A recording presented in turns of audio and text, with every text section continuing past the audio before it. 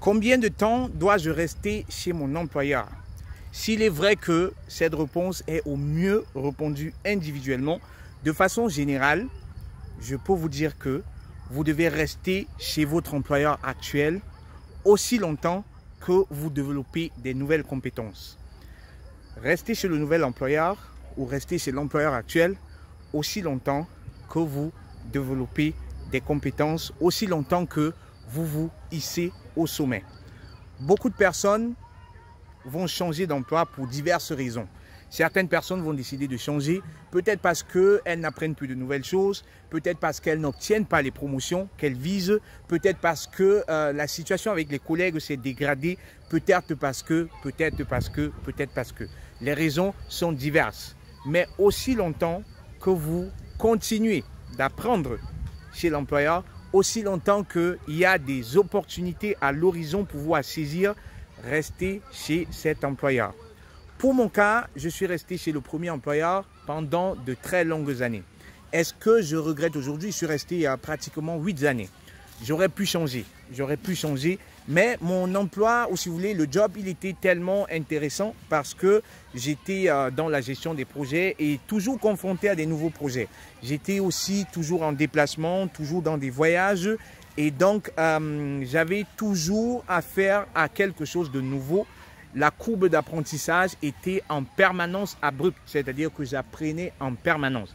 Mais dans certains jobs, après 1 an, vous avez déjà atteint le plateau, c'est-à-dire que vous n'apprenez plus grand-chose. Et s'il n'y a pas d'opportunité dans cette entreprise-là, je dis bien dans cette entreprise, parce qu'avant de penser à changer, regardez d'abord dans l'entreprise s'il n'y a pas d'autres possibilités. Peut-être que vous pouvez changer de département, peut-être que vous pouvez complètement changer de carrière en restant dans la même entreprise, parce que c'est nettement mieux pour vous de faire des, on va dire comme ça, des changements transversaux ou horizontaux dans la même entreprise.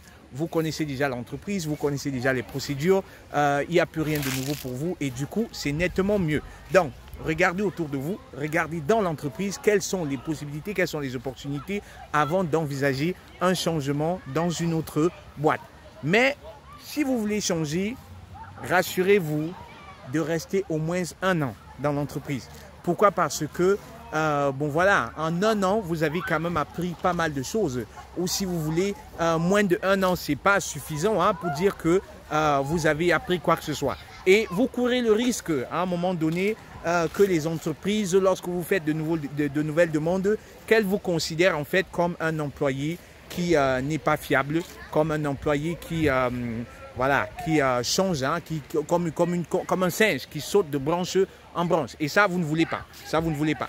Donc, restez minimum 1 an dans l'entreprise et 2 ans, 3 ans, selon moi, c'est l'idéal pour changer parce que après 2 ans, 3 ans, vous avez déjà une très bonne maîtrise du rôle.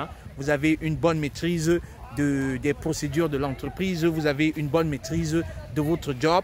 Et vous pouvez passer à autre chose. Pourquoi est-ce qu'il est important de changer? Vous allez me demander.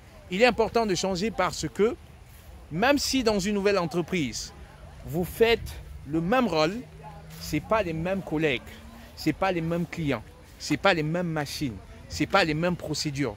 Et du coup, dans le changement, il y a forcément de nouvelles opportunités de grandir. C'est des nouveaux challenges et vous allez accumuler comme ça en expérience en changeant.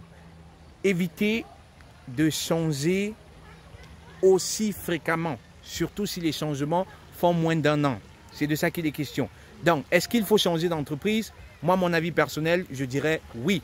Quand est-ce qu'il faut changer? Minimum 1 an dans l'entreprise. Minimum 1 an pour avoir acquis, on va dire comme ça, suffisamment de connaissances, suffisamment d'expérience de l'entreprise dans laquelle vous êtes.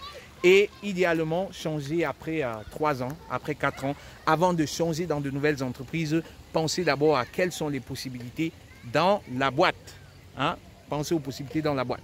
Si vous êtes à la recherche d'emploi, si vous envisagez de vous réorienter, si vous envisagez de changer de carrière, vous savez que Super Séducteur de Recruteur est là pour vous, avec des services sans pareil pour faire de vous un as du recrutement, un as des interviews, un super séducteur de recruteurs, comme le nom se dit. Et volontiers, je travaillerai avec vous pour vous aider, on va dire comme ça, dans votre nouvelle réorientation si vous êtes quelqu'un qui veut changer. Hein? Portez-vous bien, contactez-moi, cliquez le lien dans la description et profitez des services de SCCA.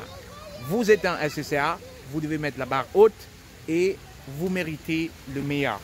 Je vous souhaite de toutes les façons de réussir votre carrière, indépendamment de si on travaille ensemble ou pas. Je vous souhaite de réussir votre carrière professionnelle. C'était Constantin pour vous hisser au sommet de votre carrière. Portez-vous bien et à très bientôt. Ciao.